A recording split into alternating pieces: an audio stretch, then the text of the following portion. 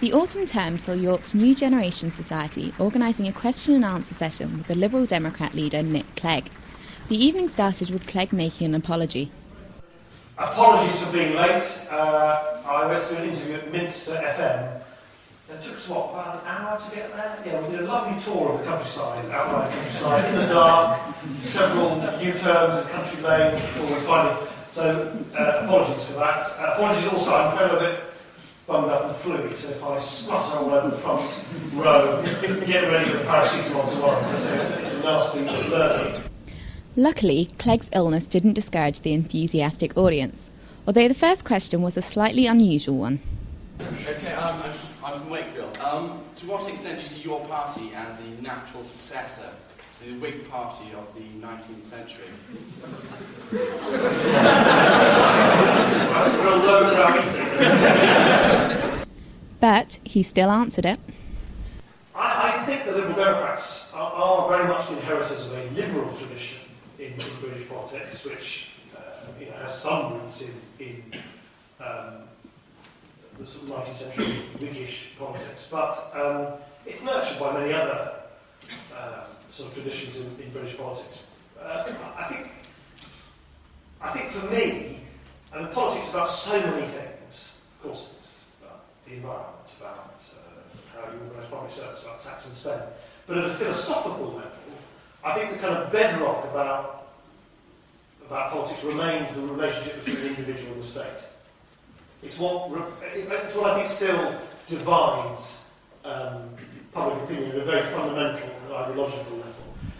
Other questions addressed Clegg's apparent inexperience, including this one. If your party was elected to government, how would you deal with the wholesale lack of practical ministerial experience? Ministerial experience, look, that happens with any new government. Tony Blair and his lot, except for Margaret Beckett, who's been in government since 1842. They didn't have ministerial experience. We have, in my view, particularly on the economy, we now have the most accomplished parliamentary team on the economy. Vince Cable has rightly emerged as one of the most trustworthy authoritative figures on the economy, but not just him. Chris Hume, David Lawsey, and myself. I worked for years as an international trade negotiator, worked for the Financial Times. We've got very, very considerable, and in the little Westminster Village, widely recognised expertise on the issues which will dominate British politics. Other issues covered included student-relevant university fees and Clegg's opinion of political journalism. Through university textbooks and tuition fees, I'm going to be in £38,500 debt at the end of my degree, and Labour are going to do a full review, maybe pushing the cap to 10,000, increasing the debt to £67,000. What are you going to do in the next year to perhaps change that? Okay.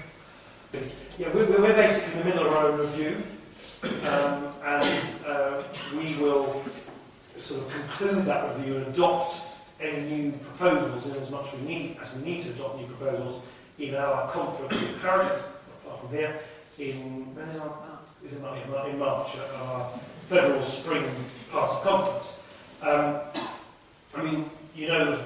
We're the only party that believes that tuition fees should be scrapped. What we're worried about is that, and we're certainly against the lifting of the cap in the way that you described, what we're worried about is that even under the terms of our current policy, we're not really catering for the increasing number of part-time students.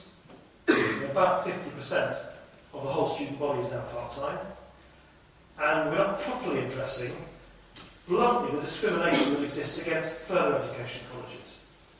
I mean, however hard done by the higher education sector feels, the further education sector is short-changed even more. And further education, in my view, will play an increasingly important role to allow students from backgrounds where they haven't been able to go to higher education, and crucially, to adults who want to retrain, relearn, the opportunity to do so. So we're specifically looking at the way in which we can give a better deal to part-time students and a better deal to further education as part of our own review. I'm getting increasingly frustrated with the media. I think they actually they don't report the news anymore, they make it, and they can destroy something to win. What would you change if there's one thing you change about political journalism?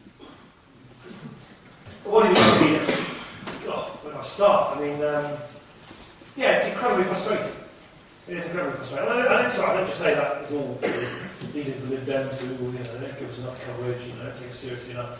It is just really frustrating to see how kind of polemical, infantile, simplistic a lot of public debates become. And we have a rough and ready media culture in the country, which is probably more rough and ready than any other kind of political media I know of, certainly in Europe. What do you do about it? I mean, there are certain big vested interests in the media which make me feel uncomfortable. There's clearly a heavy concentration of ownership in the hands of a small number of proprietors. That makes me uncomfortable. So, as a very old-fashioned liberal, I would like to look at whether competition laws have been properly respected and so on. The only thing I would say about this is that, I suspect this being a terrifically highbrow audience, certainly judging by the questions. Most of you read newspapers every day. Most of you probably read broadsheet newspapers. Well, you're all abnormal, as am I, because the vast majority of people don't. Only 40% of the British population read newspapers these days. So while I know people like us get terrifically animated and preoccupied about what's in the newspapers, actually they're not really what matters. What's interesting, I think, in the media, increasingly, is how dispersed it's become. People are now getting their media from lots of different sources, broadcast, internet, and the rest of it. And B, as I say, how the old establishment media, the national newspapers, just are losing their grip on the public imagination. It's one of the reasons why I spend as much time as I do travelling around the country, speaking to local radio stations, regional TV stations and stuff, because one of the things that's also happening is a real growth in public confidence in their local media, because they're so fed up, as you are, with their national media. So that represents both opportunities, if you like, to have a greater pluralism in media, but also a great challenge, because it's getting increasingly difficult to get through to media in significant numbers, because it's become so disaggregated. And with a smile, Clegg rushed off to catch his train, leaving behind a particularly impressed audience. This is Corey Burrows for York Eye.